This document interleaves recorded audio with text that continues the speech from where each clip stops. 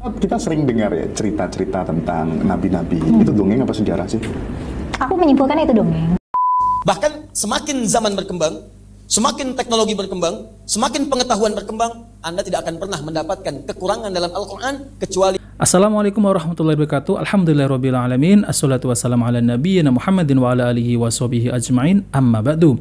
Teman-teman yang dimuliakan oleh Allah Subhanahu wa taala, kita bertemu kembali di channel Cahaya Hidayah. Nah, teman-teman, jadi kali ini saya akan membahas yaitu sebuah video yang dimana ya video tersebut itu menampilkan seorang wanita yang namanya Kumailah Hakimah.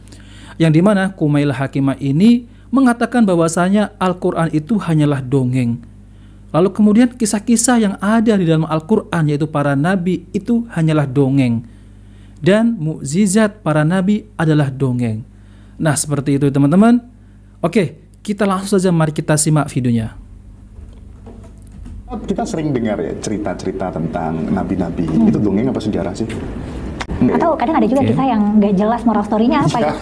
Pertama, banyak figur-figur nabi-nabi ini tidak bisa dikonfirmasi secara historis ya. Tidak ada jejak arkeologisnya gitu. Kalau nabi-nabi yang udah jauh nih ya.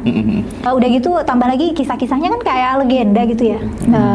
Mujizat-mujizat ini kan terlalu ajaib, melawan hukum alam. Nah, teman-teman, jadi seperti itu ya perkataan dari Mbak Kumailah Hakimah, yang dimana Mbak Kumailah Hakimah ini mengatakan bahwasanya Al-Quran itu dongeng. Ini sejak zaman dulu itu sudah ada orang semacam itu ya teman-teman.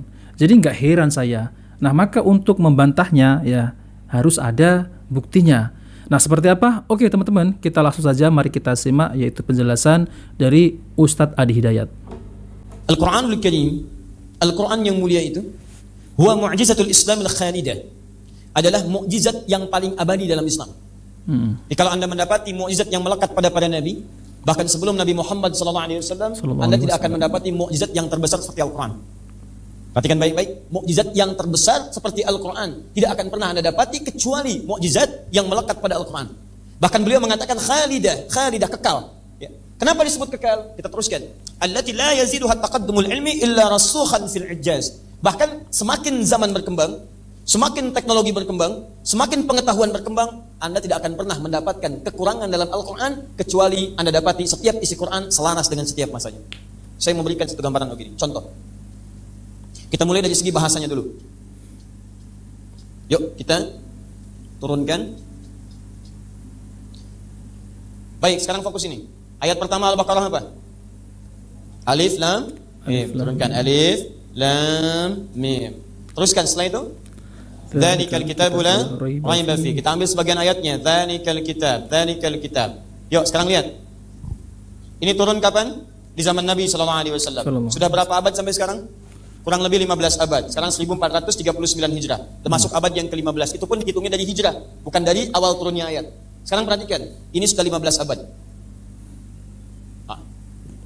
Beliau sampaikan, di antara tanda kebesaran mukjizat Al-Quran, itu dalam setiap zaman dia akan bertahan abadi dan tidak pernah dikalahkan oleh perkembangan apapun yang ada pada masanya. Hebatnya, semakin zaman berkembang, semakin Anda dapatkan bahwa isi Al-Quran semua selaras dengan setiap zamannya. Contoh, saya ambil yang paling gampang dulu dari segi bahasanya. Ya. Baik. Ini huruf apa? U. Baik. Baca? U. Sekarang baca? Oe. Baik. Oe. Gabungkan jadi satu? U. Baik. Sekarang saya tuliskan. U, L, A, M, A. Baca? Ulama. Sekarang saya tulis lagi. O, E, L, A, M, A. Baca? Ulama. Baca yang ini? Baca yang ini? Baca yang ini? Yang baca oe lama angkat tangan. Demi Allah saya katakan, orang yang pernah mengalami kehidupan 20 tahun ke belakang, 30 tahun ke belakang, mustahil dia akan baca oe lama. Dia akan baca ulama. Silakan lihat buku-buku yang masa lalu. Ya, ketika ditulis menggunakan seperti ini, apa bacaannya? U. Lihat, baru berkembang beberapa tahun, tiba-tiba yang oe berubah jadi U. Lihat, yang oe berubah jadi U. Sekarang perhatikan lagi. Ini huruf apa? Lihat sini, ini huruf apa? Sekarang ini huruf apa? DJ. Baik, lihat sini baik-baik. Ini baca Yusuf. Sekarang baca Masya Allah. Sudah berubah, beda beberapa waktu berubah. Bahkan yang ini ditulis begini, dulu ditulisnya begini. D, J, O, E, S, O, E, F. Silahkan cek. Baik, perhatikan, itu belum 1 abad. Baru beberapa tahun dia bisa berubah. Tolong tunjukkan pada saya, adakah berubah dari 1 titik dalam Al-Quran sampai sekarang? Tidak ada. Di setiap zaman, ketika dibacakan akan selalu seperti itu. Alif Lam Mim gak pernah berubah. Dalikal kitab selalu begitu. Anda mau baca orang jahiliyah, dibaca sampai orang sekarang yang zaman now, tidak akan pernah berubah kalimatnya. Silahkan cek. Sampai ada orang jahiliyah pun kemudian diabadikan kisahnya, kalimatnya akan sama. Dulu baca Alif Lam Mim, sekarang Alif Lam Mim. Besok Alif Lam Mim, sampai besok lagi Alif Lam Mim. Silahkan cek. Demi Allah saya katakan, tolong tunjukkan pada saya kitab yang dianggap suci di seluruh muka bumi ini. Silahkan lihat oleh Anda, kalau tidak ada penyesuaian dalam bahasa, mustahil ada di muka bumi. Silahkan cek. Apa bahasa Arabnya misalnya, bahasa aslinya kitab-kitab yang ada sekarang. Silahkan cek. Saya tidak bisa sebutkan contoh nama kitabnya, ntar besok saya jadi serangka lagi ya. Yang penting Anda silahkan cek saja. Ada kitab bahkan yang isinya direvisi. Revisi edisi sekian.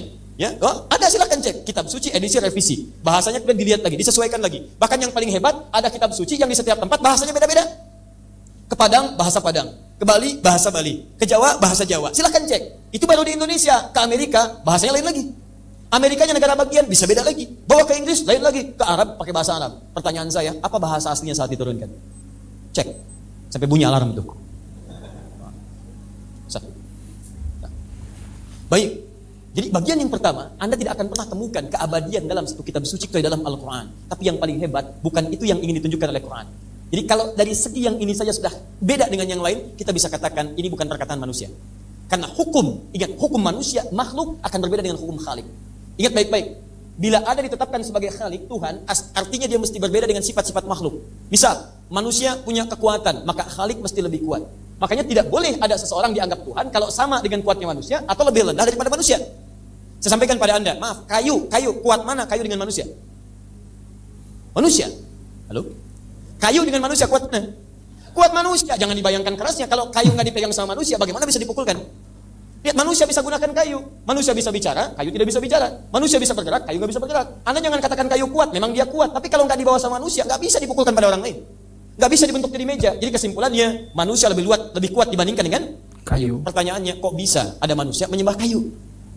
Sedangkan hukum ketuhanan mengatakan Tuhan mesti lebih kuat dibandingkan dengan makhluk. Nah teman-teman, jadi seperti itu ya penjelasan dari Ustadz Adi Hidayat tentang terkait masalah ini ya Mbak Kumaila, yang dimana Mbak Kumaila ini tidak mengakui bahwasanya Al-Quran itu adalah firman Allah, tapi Al-Quran itu adalah sebuah dongeng, dan bahkan mukjizat Nabi SAW itu adalah dongeng, dan kisah-kisah Nabi dan para Rasul yang ada di dalam Al-Quran itu hanyalah dongeng belaka, karena tidak ditemukanlah ini dan itu ya teman-teman ya.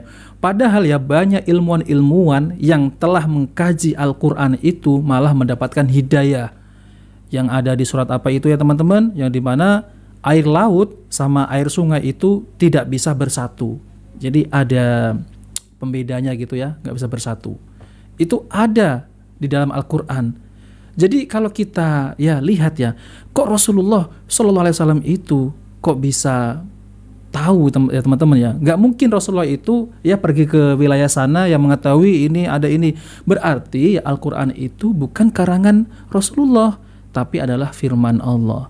Lalu kemudian ada ditemukan yaitu ya sungai di bawah laut gitu teman-teman. Itu ilmuwan ya, ilmuwan itu sudah mengkaji semuanya. Tapi ini kok ada orang yang mengatakan bahwasanya Al-Quran itu sebuah dongeng. La haula wala quwata illa billah. Dan ternyata Mbak Kumaila itu adalah seorang ateis ya teman-teman ya, bermacam-macam ateis ya, agnostik lah. Jadi Mbak Kumaila ini adalah orang yang bingung. Kalau dikatakan orang yang cerdas, enggak ya teman-teman ya. Rata-rata orang yang ya yang masuk ke dalam agama Islam mendapat hidayah itu adalah rata-rata orang-orang yang cerdas. Ini Mbak Kumaila mengatakan bahwasanya dulunya adalah seorang muslim menghafal Al-Quran. Benar enggaknya ya teman-teman? Tapi kenapa ya katanya saking banyak membaca Al-Quran katanya malah nggak mempercayai. Ini nggak benar, ada yang salah dengan pemahamannya teman-teman. Nah oke teman, jika video ini bermanfaat jangan lupa like dan subscribe di channel Cahaya Hidayah. Wabillahi taufiq wal hidayah. Wassalamualaikum warahmatullahi wabarakatuh.